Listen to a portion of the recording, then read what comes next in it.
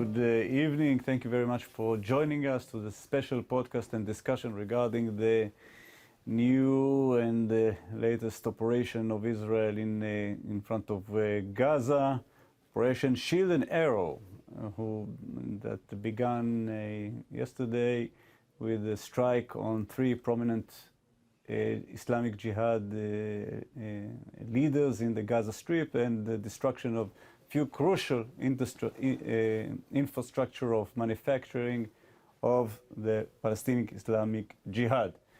I'd like to welcome my participant here, all of them senior researchers in the INSS, and they will join me in this short discussion regarding the situation in Gaza. We have here Anat, Assaf, and Yohanan, and of course, Kobi Michael, who is joining us by Zoom. I'd like to start with a general question. We always declarate that Hamas is the sovereign leader of Gaza Strip. He is the address. We should address him whenever there is violence. But as evident as we can see, when we strike against the Palestinian Islamic Jihad, and the IDF spokesman is explaining from the morning that this is a very narrow objective operations towards that aim to strike the Palestinian Jihad, and we are not going to involve Hamas. I'm asking you, is this the correct way to address the fact that Hamas is the sovereign leader of Gaza? Whether we should have started again totally differently by striking the sovereign leader. So I'll address my first question to Kobi, and then later on we'll hear the other ideas. Kobi, please. Thank you, Tamir. It looks that as long as the Israeli perception with regard to the Palestinian arena, and as long as the Israeli government understands that it needs a reliable and responsible address in the Gaza Strip, this is the strategy that should be used, maybe with some adjustments, but this is the strategy that should be used in order to keep Hamas as the reliable and responsible address in the Gaza Strip, and to differentiate between Hamas and the Palestinian Islamic Jihad. And when the government of Israel will reach to the conclusion that something should be changed, this should be related to a much more comprehensive, broader strategy and perception with regard to the Palestinian arena, and the Palestinian Authority should be the major component in this regard. But we are not there, unfortunately, and therefore I assume that this strategy will remain with us. Anat? Well, I think that what happened last night is in perfect alignment with the Israeli policy of keeping Hamas as ruler of the Gaza Strip, so that Israel has an address of an organization that's responsible for everything that's going on in the Gaza Strip. While the Islamic Jihad, I mean, there are many good reasons to try and weaken it because of its violent provocations against Israel, both in and from the Gaza Strip and in the West Bank. So if this is the policy, what happened was right and perfectly understood. And there's a question as to what will happen next on the part of the Islamic Jihad, on the part of Hamas. We still don't know. Maybe we'll talk about it. But up until now, while Israel that is not interested in an all-out war in the Gaza Strip, Israel is not interested in halting or bringing to a halt the rehabilitation of the infrastructure, civilian infrastructure in the Gaza Strip. So if these are the considerations, there's no use in hitting Hamas. Mm-hmm. So the Islamic Jihad is the perfect target. Assaf? if we look at the problem that we've set to solve, it's a problem of recurring and repeating attacks by Hamas and Jihad over the last month and a half. And we're looking at the next holidays or anniversaries that are the next flashpoints within this system. So this is not an operation you could call Operation Once and for All 6. You know, something that fixes the whole problem, as Kobi and Anat mentioned. The purpose of this operation is to restore calm and to increase or restore deterrence in a way and degrade the threat from Gaza, as you mentioned, striking several targets there. Israel faced a choice while pursuing this purpose between going after the perpetrators of the last attack, going after the sovereign party in the Gaza Strip, or going after Iran as the great builder of this system. And actually the cheapest way to do it is to go after the weakest link, because for sure if we went after Hamas or Iran, we would have found ourselves in a much larger operation than this. It can still go south and deteriorate into something wider, but that's the lowest starting point for a modest purpose operation. Yohanan? I think that since 2021, we can say that there are some interests in common between Israel and Hamas.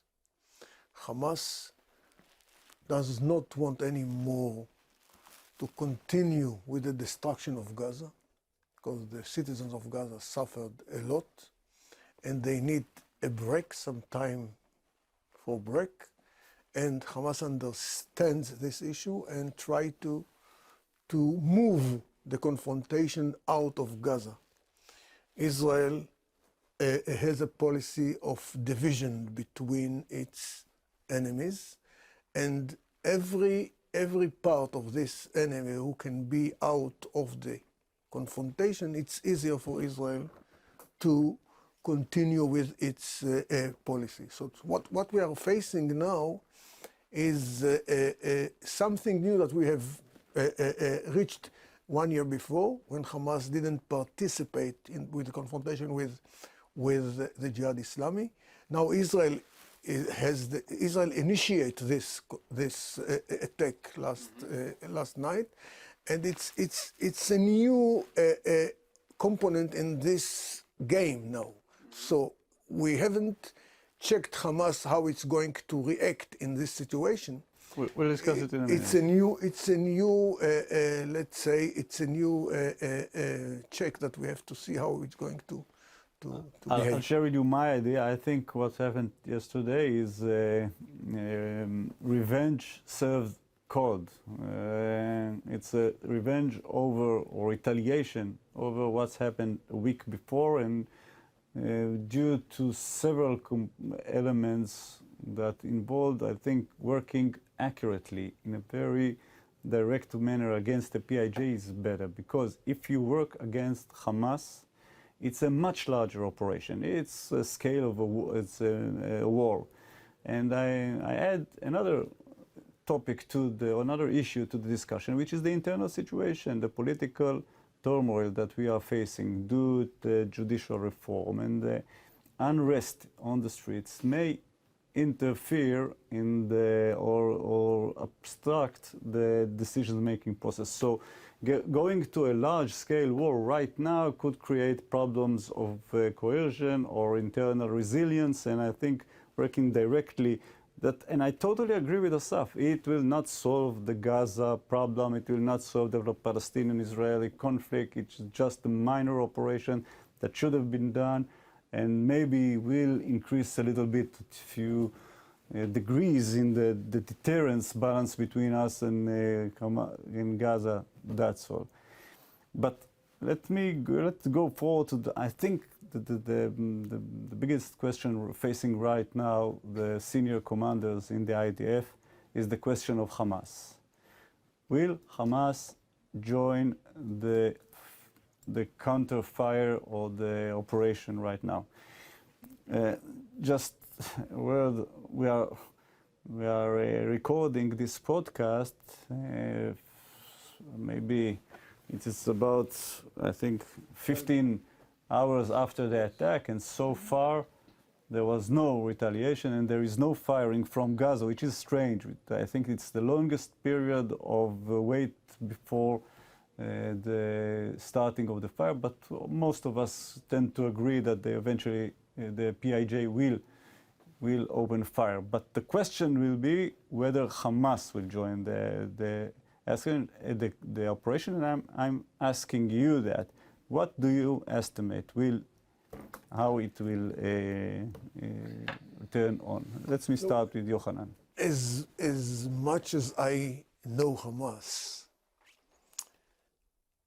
it can't prevent itself from reacting in this case, because Israel did something very complicated from Hamas' point of view. The attack of yesterday undermined the position of Hamas inside Gaza Strip. But the situation is still very complicated, and this is why we don't find any reaction till now. I think that the same hesitation that we have, also Hamas has in its closed room, okay?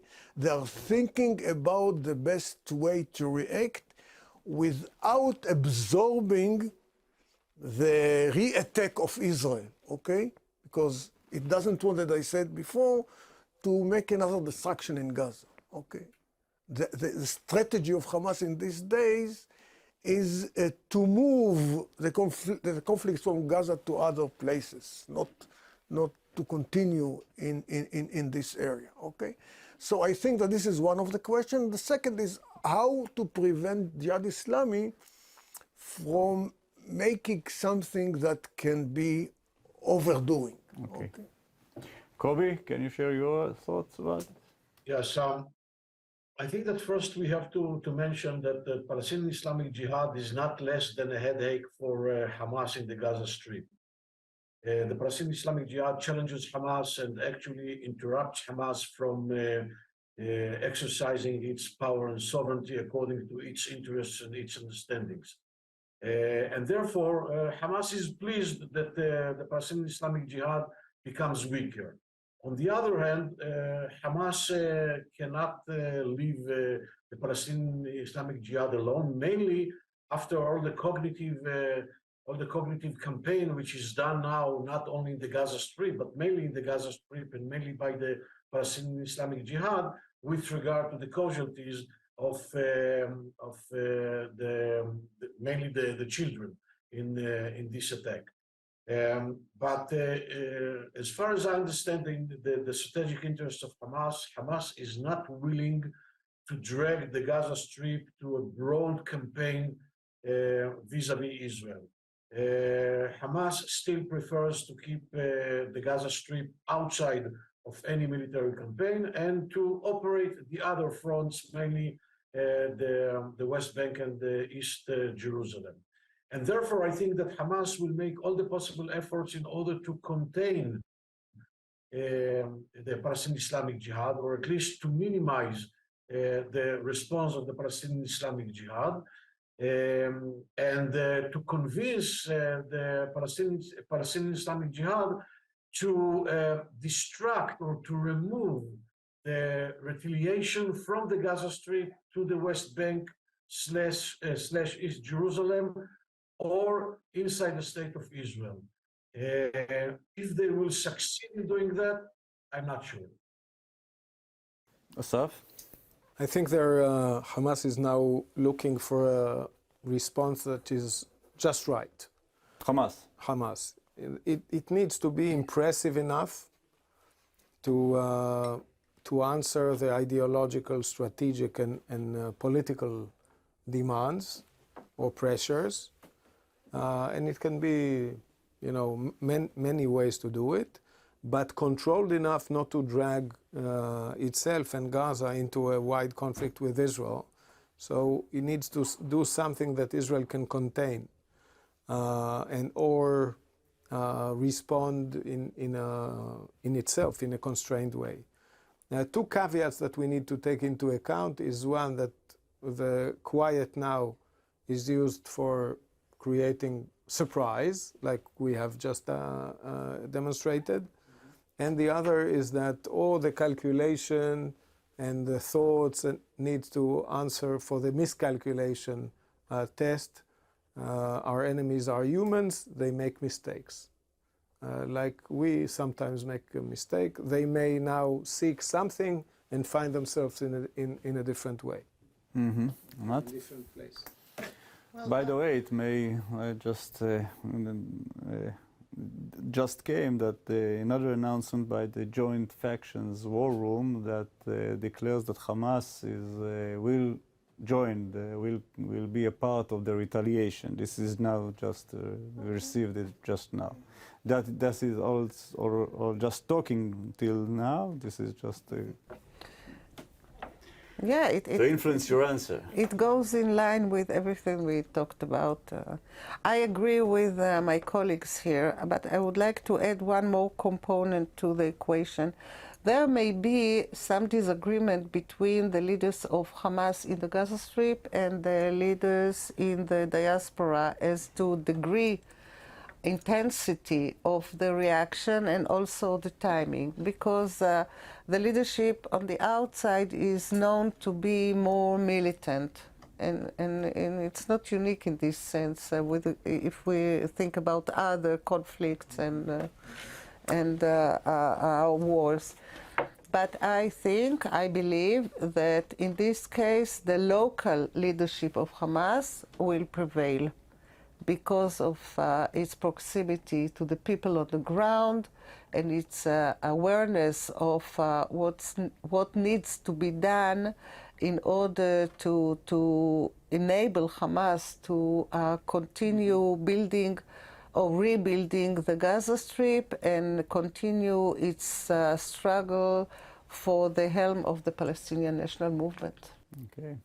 I'll add my point of view. I think it's against Hamas' interest to be involved, because if a future scenario of it being aside from the violence and also just the PAG suffering the heavy retaliation or the heavy fire of the IDF, eventually it will win the position eventually. But the question is whether it can stay aside due to the pictures that are now running in the media of the funerals, and the pressure is really intense. So eventually that's on the other side.